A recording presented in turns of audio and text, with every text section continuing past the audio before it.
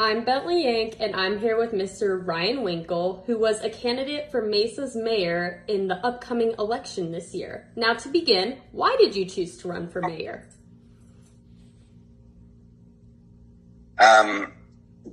That's always a kind of an interesting question, and the reason why can you hear me? Yes. Okay, yeah. And the reason why it's interesting is because there's a lot of thoughts around that, right? One of them is that people always think, oh, I want to make a change, to the way the system is, or I have this one thing that I really care about, like I care about, I don't know, like tech issues or something like that, right? But for me, it came more organically because I've spent a lot of time working with probably 500 small businesses in West Mesa.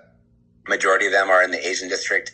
The Distrito Latinos is the Broadway corridor, and then the downtown extension of the light rail into Mesa, which is Main Street.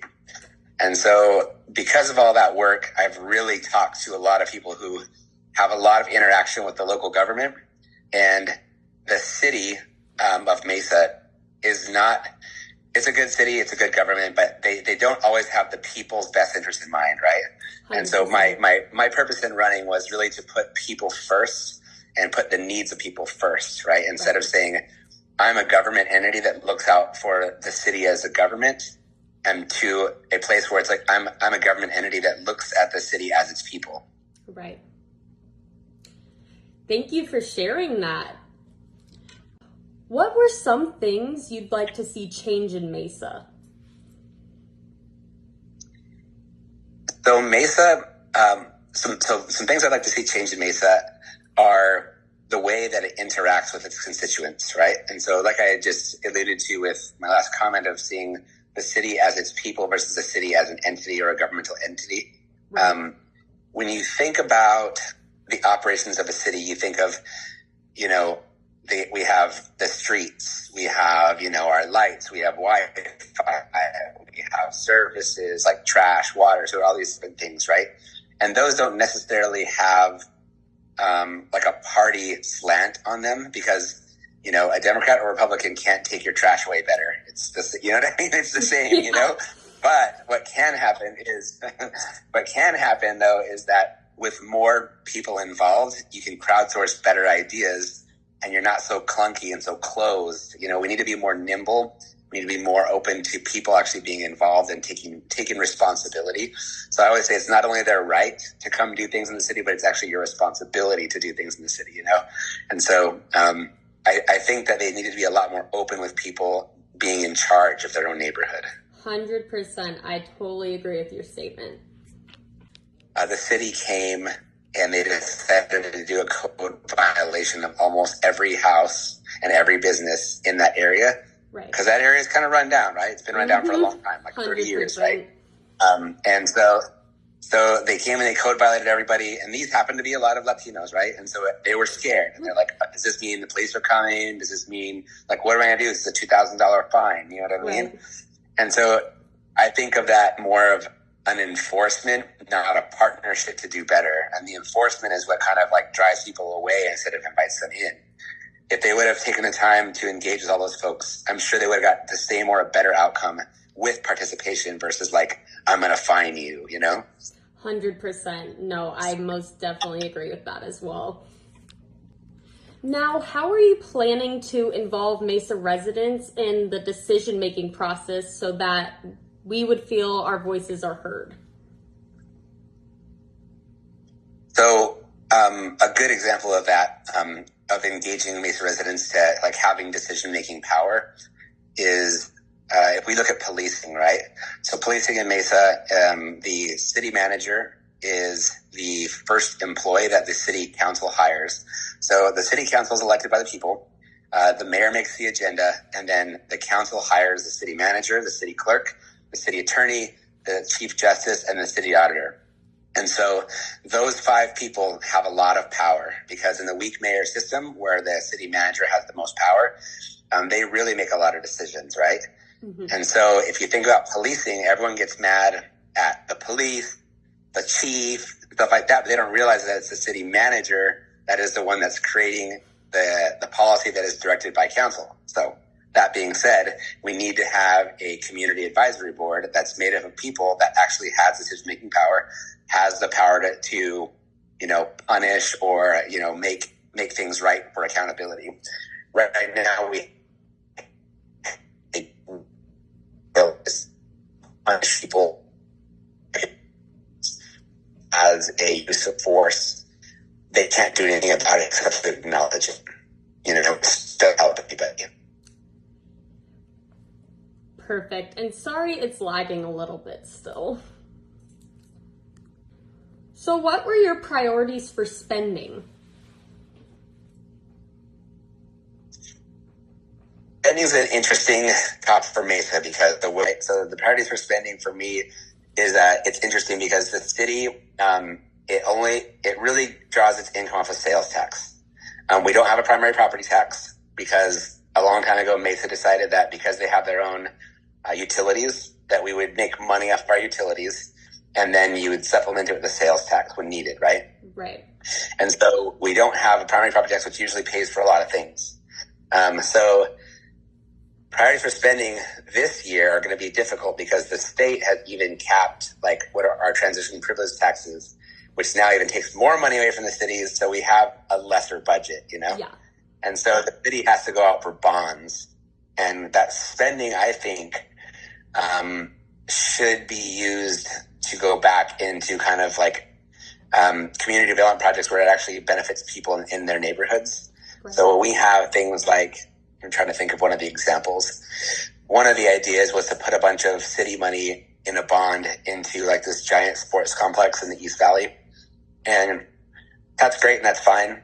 But to me, that is not a good disbursement of funds because it puts it into one place that's a private business, right? Right. And so I would say it should be put more into services and usage of helping build better neighborhoods, investing in neighborhoods. The city of Scottsdale has this great program where if you have an old house and you own it and you're in the city, they'll loan you up to $70,000 to fix your house. Wow. And make it better. And it's a very low interest rate loan. And then over 5 years, if you keep your house, you don't have to pay it back. Wow. And so, right? So essentially that's why you see their property. You don't see crappy houses in Scottsdale, right? No, that's not at all. Yeah. That's a crazy And so even thought. in the older areas, which we have areas that are areas that are very similar to Scottsdale where it's built in the same time, in the 70s, 80s, some in the 50s, but their houses are just better kept up because of opportunities like that, So I think that, I even would go so far as to say, how giant workplaces have insurance policies that cover their employees, right? So the city of Mesa, why wouldn't we have some insurance policy that can cover everyone in the city of Mesa? We all live here. We're all in the same zip codes, right? So yeah. Why wouldn't something like that happen? Now that's kind of far-fetched, and how that would work out is kind of far. But one of the things that I made up years ago when I was on council was the Mesa Promise Program. It's the idea of 2 free years of community college. And so when I wrote that, I actually had called it the Cradle to Career Education Excellence Program. The mayor at the time was like, yeah, no, we're not doing that. We're doing, pre-child education. Then later that year he came out with it and it was his idea. And it's now that, the Promise Program. Either way, I don't care. It's a low cost, to the community to have more educated people. And that's a good thing because with better education as an investment, we have lesser crime. We have more earning power, so it's kind of, there's a lot of things that come with investment, Right. And it all worked out, it sounds like. Now, what or if any changes would you make to local education, kind of what you were just talking about? That's another interesting topic to ask a mayoral position, because the city has really no governance over the education system.